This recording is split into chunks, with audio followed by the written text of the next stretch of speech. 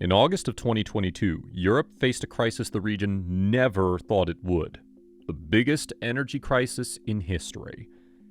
As Putin had the Russian forces invade Ukraine, Russia also cut off the gas supplies that eventually made their way into European homes, essentially causing a crisis that no one was prepared for, especially considering the upcoming winter. But while Europe suffers the horrible consequences of not getting the gas supplies that they were expecting to have for at least a few more decades, there's one country that's soaring above all: Qatar. In this video, we're going to dig deeper into how Qatar is using the tensions between Russia and the West to its advantage and becoming the richest it's ever been. Let's dig deeper. In 2018, a migrant worker named Masharaf Hossein died in Qatar after being forced to work in extreme heat on the 2022 FIFA World Cup stadiums. He was one of 16,000 people who have died during the construction since it first began in 2012. While people like Hossein are the literal building blocks of the country's success, bringing it up to the third richest country in the World World Cup that the entire globe is soaring about right now isn't even the main reason Qatar is on top right now. The country has a lot more going for it. There are soaring industries and tourism, and there's even money coming in from thousands of international students coming in every single year. But there was a time when Qatar couldn't even dream of such success. Back in the 1920s, when the pearl trade dwindled around the world, Qatar was among the hardest hit countries overall. After that, the population had to deal with famine, disease, and a lot of death. In some way, it was so much that it desensitized the rulers about death in general. The only thing that mattered was money. And how do you get money? By providing a good or service. Now, the entire country couldn't just find a service to provide, so they started looking into natural goods. While doing so, they landed on a gold mine, or more accurately, a gas mine. In 1939, it was discovered that there were massive deposits of oil in the Dukhan region, not far from Doha, and, well, it was the start of an uprising that no one expected from the tiny Gulf country. And this small country now has the power to swing the course of history. On the 24th of February 2022, Russian forces attacked Ukraine.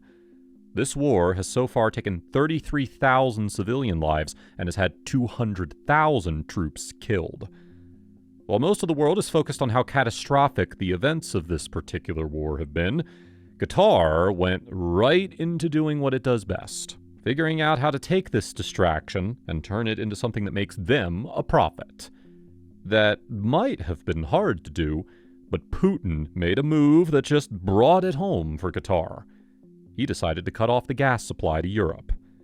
At first, no one really expected how badly this could affect Europe as a whole, but the past few months have made it very obvious just how quickly things can decline for a region if the energy supply is halted. Qatar used the sheer desperation of Europe to get back on its feet to slide right in and offer a good, and with it a service in a way too, and get them out of the entire mess, by replacing Russia as the provider of gas. On May 20th, 2022, Germany signed a long-term contract with Qatar, one that will catapult the Gulf country to levels of success that have never been seen before. You see, until the war with Russia began, Europe could easily get super cheap gas because of the Russian pipelines. But with that out of the question, Europe would be willing to pay a pretty penny to anyone willing to supply gas to them. At this point, even if Russia were to decide to let things go and provide gas to the region again, it would essentially be too massive of a risk. How can Europe trust that Russia won't pull a move like this again? Now that they've clearly seen the effects of withholding gas from the region, they know exactly how things unfold whenever there's a shortage. They can work on ways to make matters worse if they want to, so it's clear that Russia can't be a reliable resource. That unreliability creates the perfect opportunity for Qatar, and the rulers of this country know exactly how to take advantage of it. After negotiating the deal for years, Qatar and Germany have finally found common ground. The two countries have officially begun the process of putting together the final touches for the energy supply deal of the century. Qatar is known for being the country that uses any means necessary to get what it wants. In 2012, hefty bribes were paid to the officials at FIFA so that they'd hand over the FIFA World Cup 2022 contract to Qatar, despite it being the country with the least amount of infrastructure to pull it off. Hence, the hostile working conditions and modern-day slavery being used to keep up with all the preparations.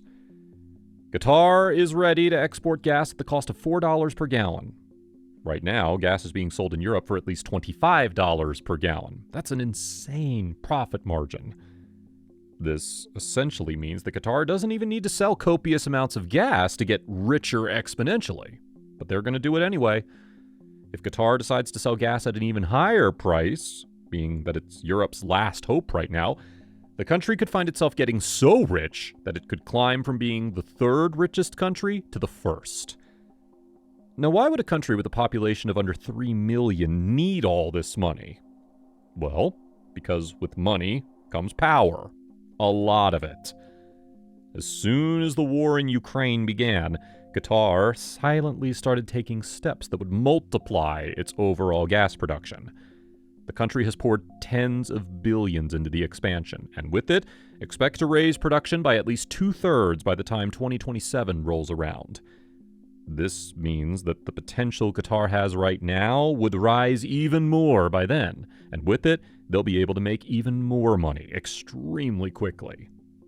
Not only that, but what's to stop Qatar from expanding its gas supply to the rest of the world, too? Sure, Qatar doesn't have access to the pipelines that Russia did. However, with LNG, which is liquefied natural gas, they don't really need it anyway.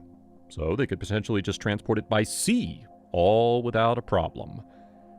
If you take a look at Qatar's track record, you'll also see that this is one of the only countries in the world that doesn't mind going all out for future gain.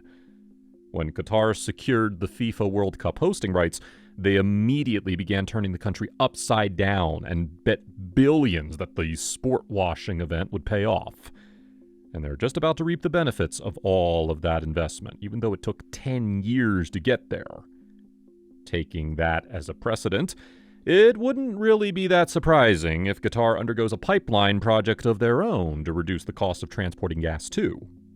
Plus, we've also seen how they can use money, no matter how much it may take, to get the upper hand in any situation. With Qatar's stringent laws and regulations, and how many human rights violations they have against them, it's clear that there's nothing that will stand in the way of them and what they want. Not just that, but if you take a close look at Qatar's diplomacy practices overall, you'll see that while the world regarded Qatar as the innocent, harmless country in the Gulf, it was making moves to become the new center of everything. The country is home to the Al Udeid Air Base, the headquarters of the U.S. Central Command and the U.S. Air Force Central Command. With it, the U.S. had a much easier time navigating the airspace in the Middle East and Asia, as other countries like Pakistan refused to allow them to retain any air bases in their region. Qatar is central enough that the U.S. can carry out any type of operations from there with no problem. Getting one of the biggest world powers on your side isn't easy, but Qatar did it like no one's business. Plus, it's one of the only countries in the world that has a good diplomatic relationship with Turkey, Iran, Kuwait, and Israel, too. If you're looking to hold an international meeting, you choose Qatar for its central location and great environment. If you need a neutral ground to hold meetings with the Taliban, you do it in Qatar. The country has made it so that it's the center of everything that goes on in the world, whether that's football, energy, or negotiating a deal with a terrorist organization. In a couple of years, it'll be the norm that if you're going to do it, you're going to have to do it in Qatar. At the end of the day, the main goal for Qatar has been to make it to the very top and stay there, too.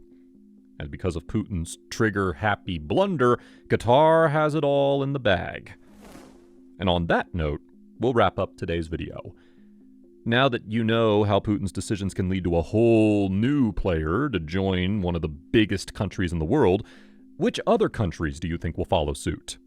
Let us know your thoughts in the comments below.